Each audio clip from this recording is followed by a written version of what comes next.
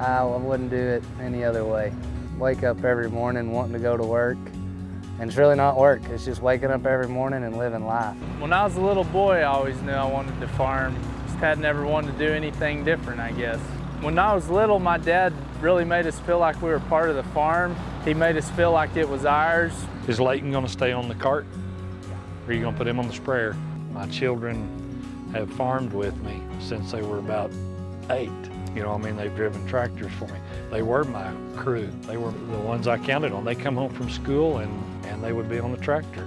There's nobody else I'd rather farm with than my brothers, so I'm glad that we can all work together good and get along and farm together.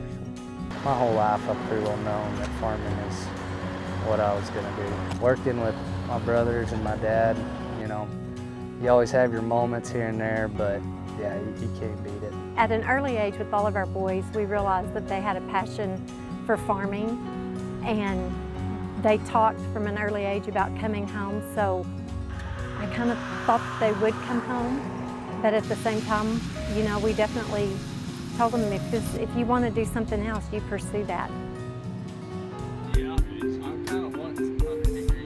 Me and my brothers own our own land and rent some of our own land, and my dad owns all of his own land. We operate together. We all share equipment, we buy inputs together, we make decisions together on what we're gonna do. I think what's challenging for me and for my brothers farming is the era that we're in. We're in a really high-tech, high-pace, you know, a lot of things have changed in the last 15 years in farming. We've changed a lot since my dad started farming. Technology's come so far. We're doing things totally opposite of what they thought was right 20 years ago. They've discovered new technology and new farming practices that have made us a lot better farmers. GPS technology and auto steer and a lot of that kind of stuff has been a major changer in the ag industry. Then as far as seed technology, breeding hybrids that utilize water better, hybrids that can handle certain pests. They're tolerant to certain herbicides, which in turn reduces the amount of herbicide that we have to put on. And then business technology, some of the things we use in the office, we use a lot of cloud data sharing from equipment back to the office to keep track of what's going on the operation. He got all your manners too, doesn't he? Pretty well. We're raising the same corn on less water. I understand the right of capture. I want to be able to pump our wells and water stuff. But also, on the other hand, I want to have grandkids, you know, a bunch of them. And I would love for them to be able to maybe irrigate 20, 30 years from now. I mean, that's what our goal is. Dad used to row water a lot, ditch water. Now is just sprinkler and subsurface drip irrigation. So. This is a bubbler nozzle. This pad actually is what the water comes into this bubbler and bubbles the water so that it's making more of a dome-shaped pattern going to the ground, and instead of spreading the water out and fanning it out, it reduces evaporation by just bubbling the water directly to the ground instead of spraying the water out and allowing the water to evaporate and the wind carry it off.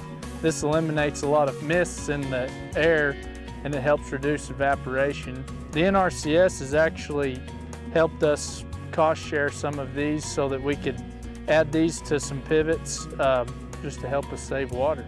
No-till is another major contributor to water saving. Just the residue on the ground helps insulate the ground and helps keep the moisture in the ground. It also kind of acts like a straw. The moisture, when you're irrigating onto that residue holds the water and lets it percolate through the ground instead of just bare ground. The sun's beaming down on it and evaporating the water right off the ground. There are a lot of challenges that come with no-till and trying to use less water, but I do feel like it's making us better farmers. We've learned a whole lot and learned how to be better stewards of what we've got.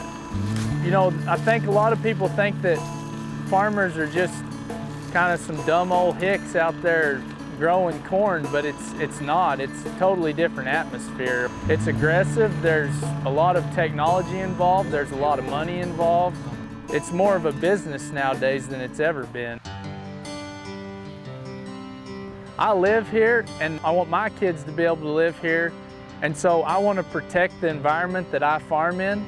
And I know a lot of corporate business structure is we're going to make the money here while we can, and then when everything's used up, we're leaving. The idea that we're corporate farmers draining the land, don't care, get it while it's good, go on down the road. That's not what we are. That's not what 95% of the farmers are. They're family farms. You know, me and my brothers, we're 3 young guys trying to make a living, support families, and raise our families the way we were raised. A family operation is going to do a better job of managing what they have here versus a corporate operation who is going to use the resources and pick up and leave. I'd like to give my kids the same opportunity that I had growing up. Where are you going? I feel like there's a bright future. It's my dream for him to come back and farm with me. As my brothers and I have kids, we have more members come in. It may help us in the end to grow our operation and be competitive. We'll have the people that it takes in 20 years when they're all grown up and old enough to come back if they want to. I'm not going to make him, but if they want to come back, it may be a major contributing factor to us being sustainable.